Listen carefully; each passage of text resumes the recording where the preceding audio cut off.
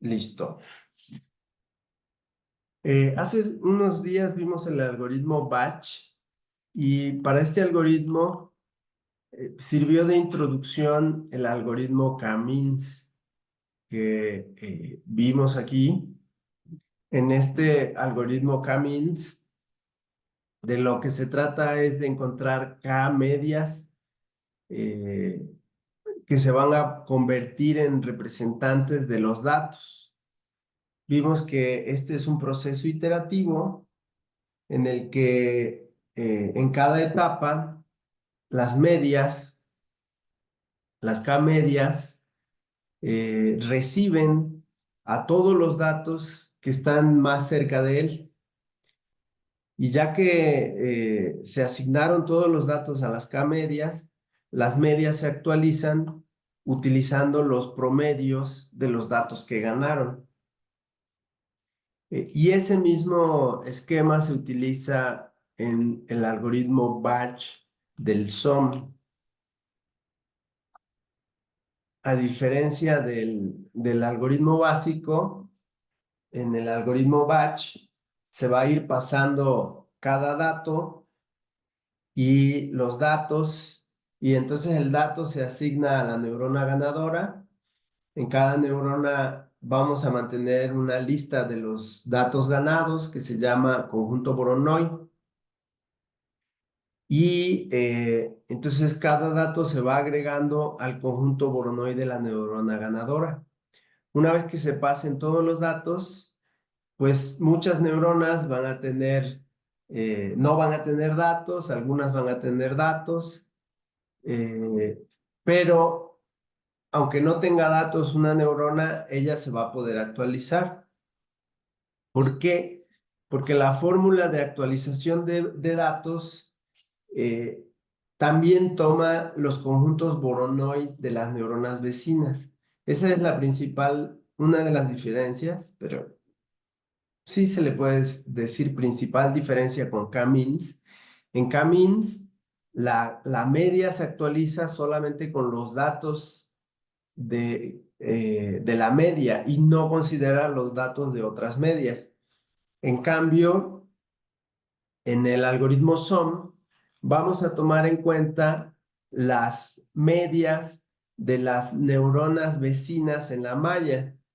Entonces, no solo actualizamos con el promedio de los datos que ganó la neurona, sino que también se consideran los datos de las neuronas vecinas.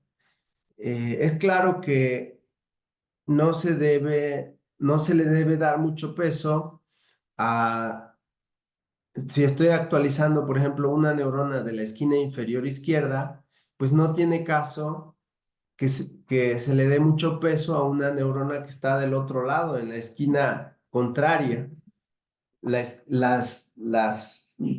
Los datos de las neuronas más alejadas, pues prácticamente no deben aportar mucho para actualizar el peso de una neurona que está del otro lado.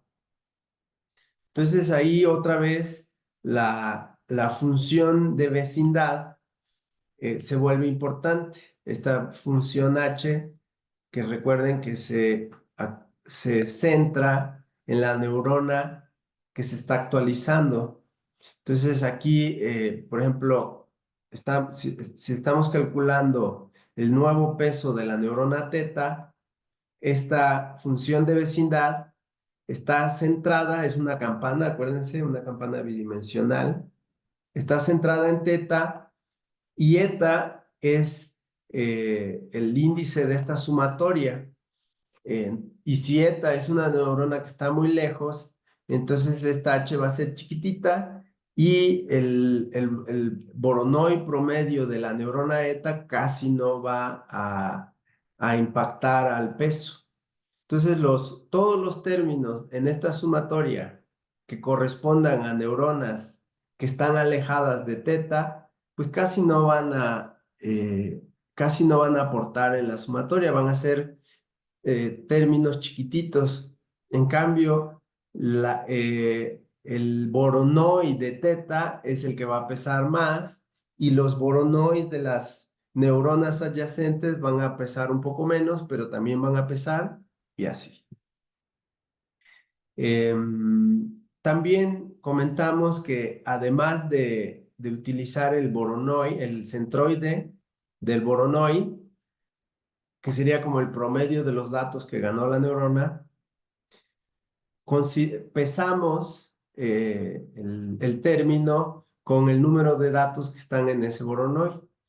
Si el Voronoi es grande, o sea, hay varios datos en esa neurona, queremos que este término pese un poco más que el Voronoi de una neurona que solo tiene un dato.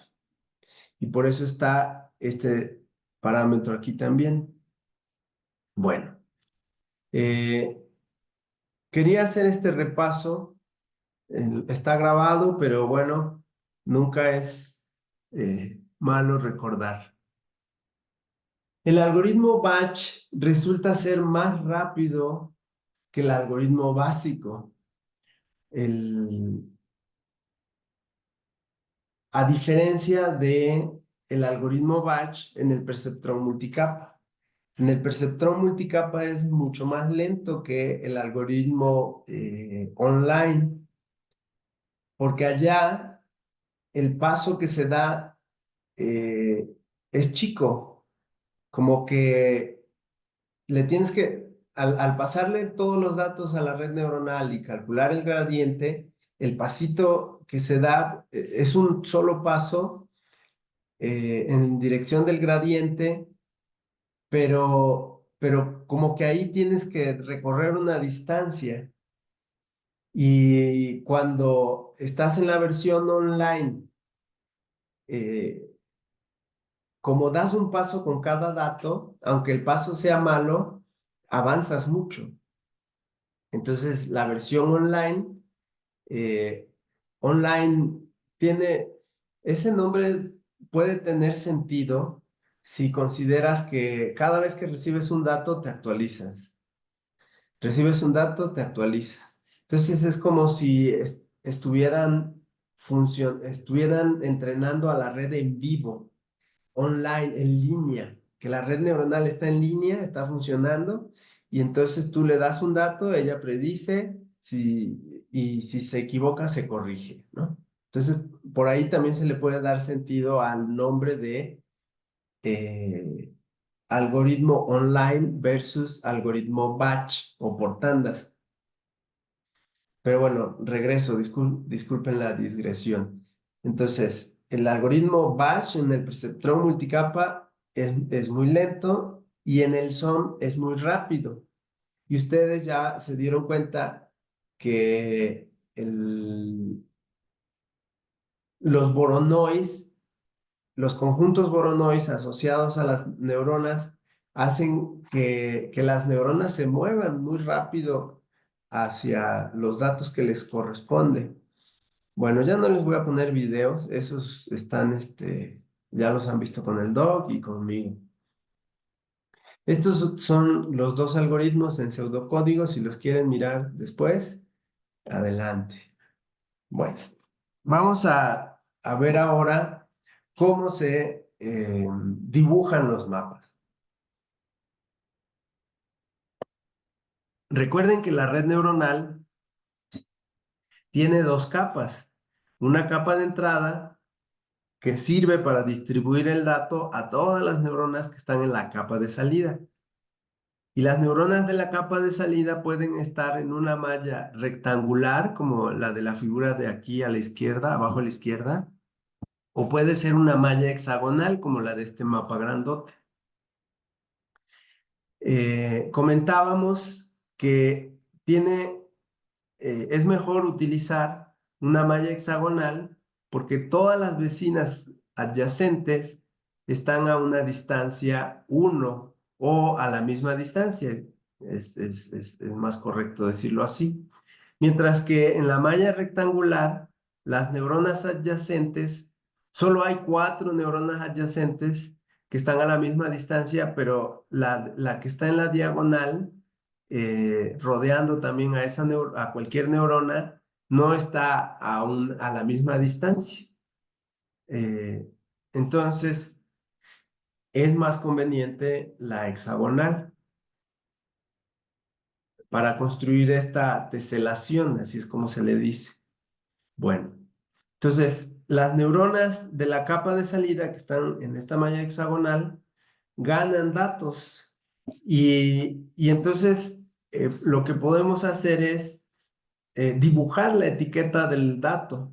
Si el dato tiene etiqueta, pues se dibuja. ¿Dónde? Pues en el hexágono que corresponde a la neurona que ganó. Entonces, aquí cada etiqueta que ven corresponde a un dato y está en ese hexágono porque esa neurona lo ganó. Entonces, ya de entrada, dibujando los hexágonos sin colores y mapeando etiquetas, conseguimos una primera visualización que nos permite ver los clústeres, los grupos de datos. No siempre los datos que analizamos tienen una estructura de clúster tan bien definida como la de este ejemplo.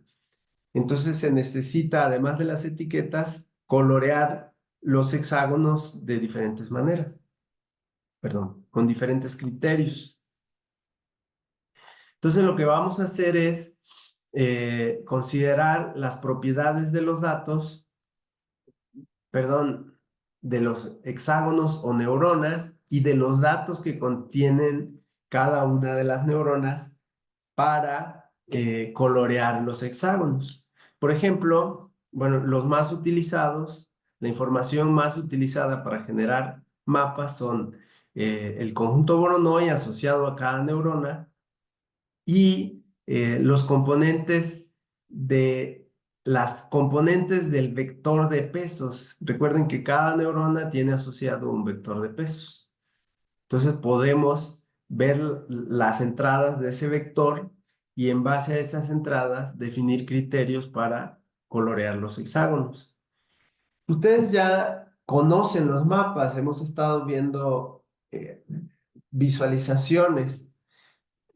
Queremos hacer un mapa que nos indique si hay clústeres o no, y luego necesitamos los mapas de componentes o de calor, que los hemos estado viendo, utilizando, que nos ayudan a caracterizar cada uno de esos clústeres. Bueno, una visualización muy utilizada para tratar de visualizar los clústeres es la U-Matrix.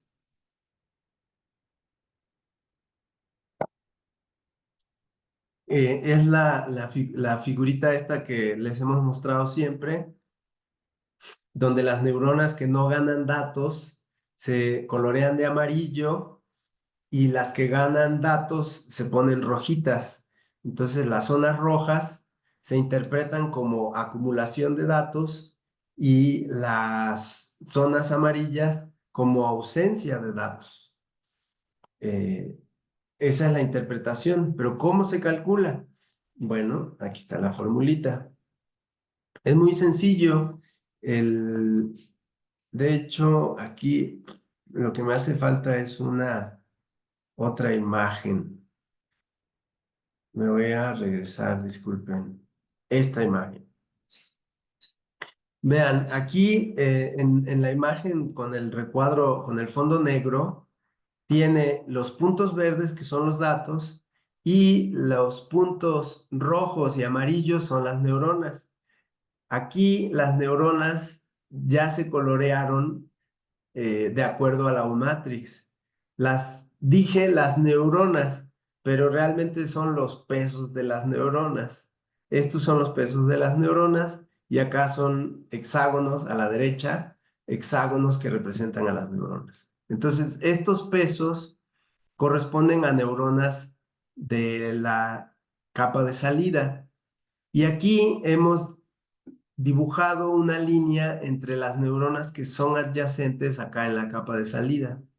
Entonces vean que hay neuronas como las que están en estas zonas donde no hay datos, que tienen pesos que están muy separados. Esta neurona de aquí, esta neurona está conectada con otras 6 y las 6 tienen pesos que están bastante lejos. Lejos en términos relativos, porque si consideramos una neurona de cualquiera de los clústeres, allí los pesos de las neuronas vecinas están muy juntitos. Entonces, hay zonas, entonces, lo que podemos concluir de esta observación es que hay zonas del espacio de los datos donde hay concentración de pesos de neuronas y esa concentración quiere decir que ese área o ese volumen está poblado densamente de puntitos de neuronas y hay otras partes del espacio donde hay muy pocos pesos. Entonces podemos definir un indicador en base a la distancia promedio de cada neurona con los pesos de sus vecinas. Entonces, para una neurona que está en el clúster, la distancia promedio con sus vecinas, la distancia promedio de los pesos con sus vecinas va a ser chico y la distancia promedio de una neurona de acá, de esta zona, va a ser una distancia más grande. Y por eso se define la U-matrix. A cada neurona le vamos a calcular un indicador U. Y ese indicador U se va a calcular como la distancia, esto es la distancia en la neurona, de la la distancia con sus neuronas vecinas. Aquí este conjunto UN, UETA, son las 6, en este conjunto están las 6 neuronas que son vecinas a ETA. Entonces vamos a hacer una suma de las distancias de la neurona eta con sus 6 vecinas y después vamos a dividir entre 6 para tener la distancia promedio. Aquí la distancia es un escalar, es un número. Entonces al hacer la suma nos da un número que al dividirlo entre 6 nos va a dar el indicador U. Esto se hace para cada neurona. Calculamos el U para todas las neuronas de la capa de salida. Ya que tenemos todos esos valores, esos indicadores, podemos determinar cuál es el indicador mínimo y el indicador máximo. ¿Para qué? Pues para conocer el intervalo de variación del indicador. Y lo que vamos a hacer es mapear ese intervalo a el mapa de colores que está puesto aquí. Y vamos a asignar el rojo al indicador mínimo, el amarillo al máximo, y de ahí hacemos una regla de 3 para calcular el valor que corresponda, el color que corresponda para un U que esté dentro de ese intervalo. Entonces, ya que tenemos esta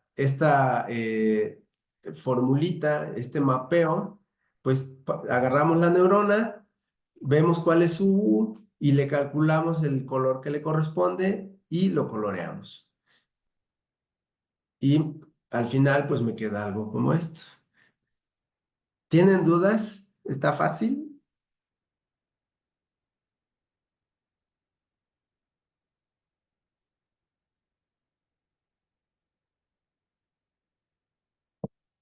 ¿Se entiende?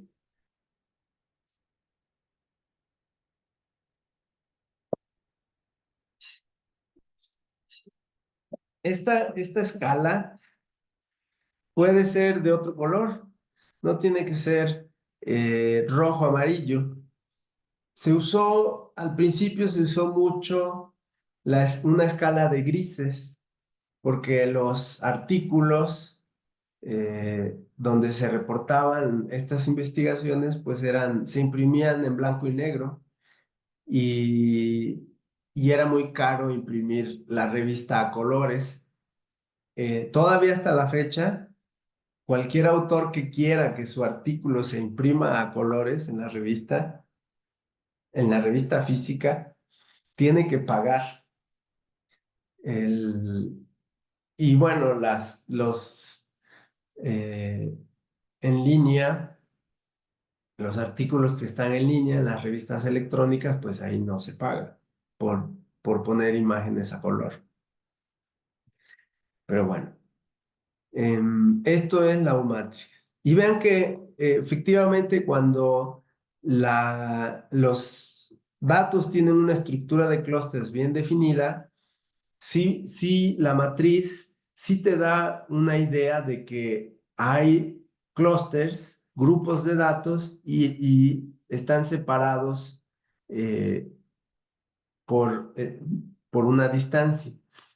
En esta me quedé pensando que en este ejemplo se nota más o menos que el clúster B está cerca del clúster D y el clúster C está cerca del clúster A. Y lejos, el clúster C está lejos del clúster B. Como que entre B y C median A y D. Y vemos que la red neuronal nos puso más o menos así. El clúster C es este que está aquí y el clúster B es el de abajo a la derecha. Y vean que el clúster C tiene contiguos dos clústeres, uno el D y otro el A. Y vean, uno al ver esto diría que el clúster D está a la misma distancia de C que el clúster A. Pero si observamos las neuronas amarillas, lo que nos está diciendo es que la separación o la distancia entre el clúster C y el D es más grande que la distancia entre el clúster C y el A, porque estas neuronas de aquí están un poquito más naranjas. Después, el clúster A está relativamente cerca del clúster D, pero está lejos del B. El D está más cerca del B, por eso esta zona de aquí está un poco naranjita. Entonces sí, esta U-Matrix, leyéndola con cuidado, nos da la información real de la distribución de los clústeres en el espacio multidimensional. Bueno, vamos a ver ahora cómo se construyen los mapas de componentes. Y entonces recordamos, cada neurona tiene asociado un vector de pesos. Ese vector de pesos habita en el espacio de los datos. Para este ejemplo, los pesos tienen tres componentes, x1, x2 y x3. Aquí solo están dibujados los datos, pero la red entrenada también va a tener pesos que están en estos datos, en este espacio de los datos. Entonces, para el ejemplo que tenemos son tres entradas. El vector de pesos tiene tres componentes. Entonces, vamos a dibujar tres mapas de componentes, uno por cada entrada. ¿Y cómo le vamos a hacer? Aquí ya no tenemos que hacer cálculos, porque en cada neurona yo tengo su vector de pesos. Lo único que hay que hacer es recorrer todas las neuronas para encontrar los W mínimo y los W máximos, pero lo hacemos por cada componente. Entonces, empezamos con la componente 1. Vamos a dibujar el mapa de componentes que corresponde a la dimensión, componente o indicador X1. Entonces, solo nos vamos a fijar en la primer componente del vector de peso de de las neuronas. Entonces, recorremos todas las neuronas, la primer componente de todas las neuronas para encontrar este W mínimo y este W máximo. Ya que los tenemos, podemos ver en qué rango varían eh, este peso. Y con eso ese rango lo vamos a mapear otra vez a una escala de colores. La escala de colores que nosotros tenemos tiene en realidad son dos escalas. Hay una que va del rojo al amarillo, eso es fácil, solo se mueve en el código RGB, solo se mueve una componente, dejas el verde fijo y mueves otro para que te lleve al amarillo. Y luego la otra parte del rango se mapea a una escala de colores que va del amarillo al rojo. Es la única diferencia respecto a la U-Matrix. Allá es una escala de colores y aquí son dos escalas de colores. También se pueden definir otras escalas de colores, eh, pero nosotros heredamos esta escala de un sistema que se llama Discovery Mind. Era la herramienta que utilizábamos antes de tener Lapson y ellos usaban esta escala. Como nos quedamos acostumbrados, pues ya esta fue la que implementamos. Eh, y bueno, pues ya que tenemos la escala cromática, pues coloreamos cada hexágono de acuerdo al color que le toca. Eso se hace, como les decía, para cada una de las componentes, que en el ejemplo son 3. Me parece que no, sí, sí, está bien. Ajá. Entonces, aquí ya tenemos 3 mapas de componentes, uno por cada entrada del vector. Eh, es un poco, para algunas personas, esto podría ser tramposo o un truco, no tramposo, sino un truco. Porque recuerden que los datos originales estaban en R a la 3 y lo que hicimos fue proyectar la red neuronal. Lo que hizo fue pasar de R a la 3 los datos de R a la 3 al plano, a R a la 2. Pero en esta proyección, al ver este mapa, ya perdimos las componentes o las dimensiones reales. Eh, y aunque podemos ver los grupos, pues no podemos saber cuáles son sus propiedades. Esto mismo pasa con PCA. PCA viene de Principal Component Analysis. Allí se hace una proyección y pierdes las dimensiones originales. Eso mismo pasa con el MDS, Multidimensional Scaling, con otra técnica que se llama TSNet y la más nueva que se llama UMAP. Entonces, lo que se acostumbra a hacer es agarrar todos los datos de este clúster, calcularle la media a estos datos y calcular la desviación estándar, qué tanto se alejan los datos de la media. Es decir, se le calculan estadísticas a cada uno de los clústeres para entonces caracterizarlos. ¿Cuáles son las características de cada uno de los clústeres? Eso es lo que se hace con las técnicas normales. Lo que hizo Cojonen con el software ese que les comenté que se llama Discovery, se escribe algo así, voy a sacar el lapicito para escribir mejor. Discovery, algo así se llama. Discovery Some Mind. Lo que hicieron fue construir estos mapas de componentes. Y es un truco porque tenemos el mismo mapa, es la misma capa de salida de la red neuronal, pero coloreada con diferentes criterios. Y entonces podemos hacer una especie de análisis unidimensional, fijándonos en los colores de los clústeres. Entonces, cuando estamos analizando el clúster de C, pues vemos que tiene estos valores en los indicadores. Tiene valores bajos en esta componente, valores altos aquí y valores promedio acá. Entonces, con eso ya hacemos una caracterización global, general de todos los datos.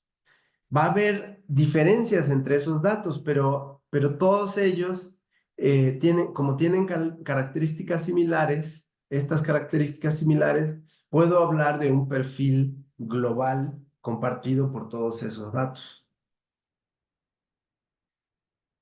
Bueno, y esto es lo que les hemos estado enseñando. Les hemos estado mostrando cómo se utilizan estos, estos mapas para hacer los análisis. Bueno, aquí en este ejemplo de lo que se trata es de ver, de hacer el análisis. Lo que no tenemos es lo de arriba.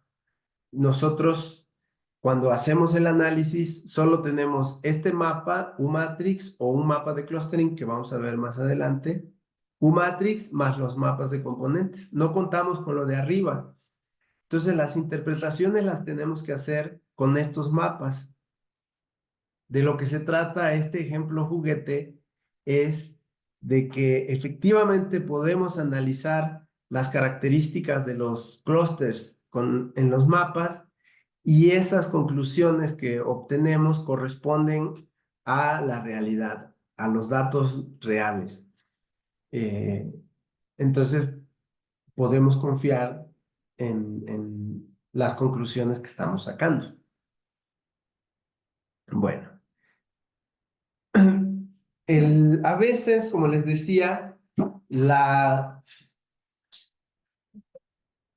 el mapa de clustering no te da un mapa claramente partido en grupos. Y es porque los datos no se agrupan bonito como los de este ejemplo.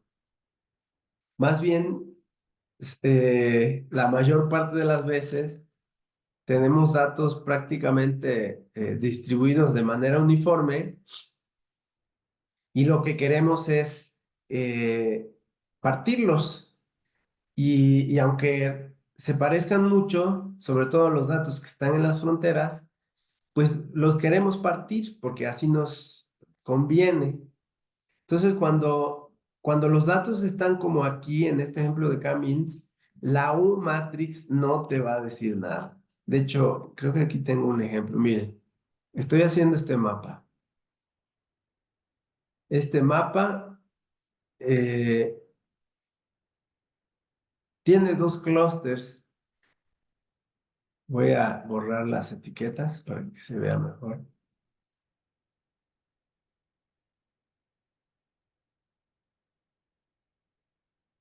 Si lo vemos así como que de lejos, hay dos clústeres. Este clúster que está muy lejos del otro clúster grande donde están la mayoría de los datos. Si hacemos un close-up en el clúster grandotote, vamos a ver que sí hay hay una estructura más fina. Posiblemente en sus máquinas no se vea, pero sí hay unas neuronas ahí que no están tan rojas. Lo que no se notan porque en la escala cromática, en la escala de colores que se definió para la U-matrix, estos valores son muy grandes, estos amarillos. O sea, los dos clústeres están muy lejos. Entonces, para poderlos ver, imagínense, aquí está un clúster y aquí está el otro clúster. Voy a subir la mano para que no la vean. Entonces, para poder ver a los dos clústeres, tengo que cambiar la perspectiva, tengo que alejarme para poderlos ver a los dos y eso es lo que está haciendo la red neuronal ahí. Bueno, es lo que está haciendo la U-matriz. Entonces, ya los puedo ver, puedo distinguir los dos clústeres, pero no se distingue el detalle del clúster grande. Habría que hacer un close-up, acercarse, aunque ya no veas el clúster de arriba a la izquierda, para poder ver la estructura más fina del clúster grande. Eso es lo que pasa. Entonces, para poder hacer ese tipo de clustering, de análisis, de tener diferentes perspectivas para ir viendo cada vez más detalle, es que usamos el mapa de clustering, que ustedes ya lo han estado usando. Bueno, ya les dejé el tutorial, imagino que algún curioso ya lo ha usado. Itzel y Sebastián van a usarlo. Está corriendo el algoritmo. Entonces, el algoritmo de clustering lo que va a hacer es algo como lo que les expliqué, pero utilizando un algoritmo de clustering jerárquico. Vamos a ver ese algoritmo de clustering en la próxima clase.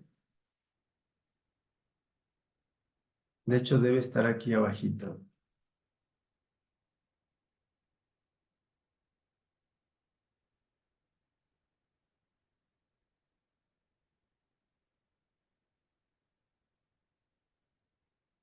No, todavía no está aquí. Vamos a ver. Aquí está, clustering aglomerativo. Sí, es lo que sigue después.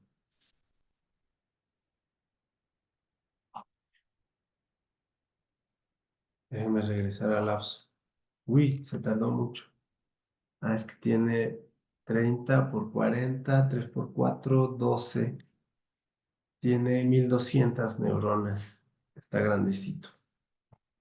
El mapa. Está grande la red neuronal. Bueno, se va a tardar un poquito. Cuando regrese lo revisamos.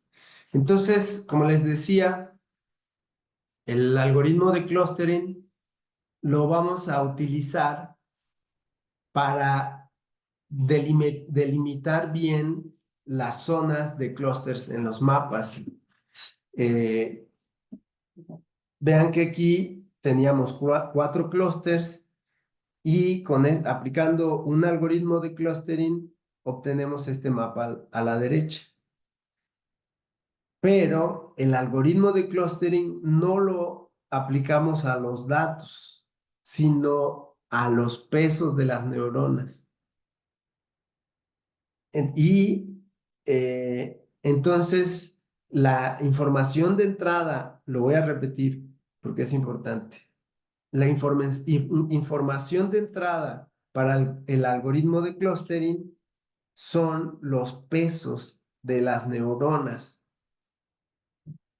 Y ese algoritmo de clustering me va a decir, ah, mira, todas estas neuronas pertenecen a un clúster. Todas estas neuronas pertenecen a otro clúster, todas estas pertenecen a otro clúster.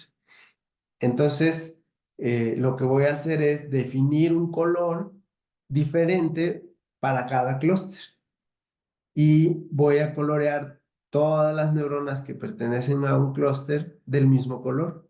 Y de esa manera estamos forzando, un poco como en el K-means, en el ejemplo, estamos forzando que el mapa me muestre clústeres.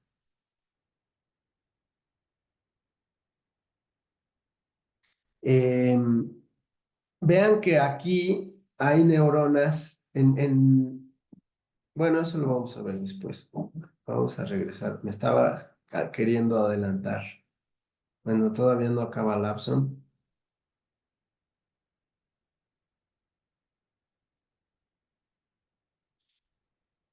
Este es el algoritmo que les acabo de explicar. Eh, y este es el mapeo multidimensional que ya se los he... Bueno, vamos a repasarlo. Yo les pasé este procedimiento que está aquí, se los pasé, pero en una lista, se los compartí en el Classroom. Desde abrir el archivo de texto, darle clic allá, darle clic acá, normalizar, definir Todo eso se los puse con pasitos, pero este es el diagrama. Y es el diagrama para hacer lo que le llamamos mapeo multidimensional. En este mapeo multidimensional es básicamente hacer este tipo de análisis con datos que corresponden a un periodo de tiempo fijo. Aquí no analizamos dinámica, no analizamos evolución. Entonces, lo primero que tenemos que hacer es definir las entidades o unidades de análisis. Sus compañeros del equipo de cienciometría van a analizar países, universidades, objetivos de desarrollo sostenible y agencias financiadoras de la investigación científica. Entonces, esas son las unidades. Y vamos a escoger una serie de indicadores bibliométricos para caracterizar el perfil de desempeño de cada una de estas entidades. El siguiente paso es normalizar, eso ya lo hacemos en Lapson, corresponde al preprocesamiento. Aplicamos el algoritmo SOM, el algoritmo de entrenamiento. Ah, es que el puntito está allá. Ya que entrenamos la red neuronal, ya que entrenamos la red con el algoritmo, vamos a construir los diferentes mapas. Ya les vimos el mapa de el Lumatrix, los mapas de componentes y los mapas y el mapa de clústeres. Este diagramita incluye la intervención del usuario. Realmente el análisis de los mapas nos corresponde a nosotros. No se espera que la red neuronal haga como en clasificación supervisada, donde tú le das el dato y él te dice, ah, pertenece a la clase A. Aquí la salida son los mapas y nosotros vamos a hacer el análisis. Y además de hacer el análisis, tengo botoncitos aquí en el lápiz.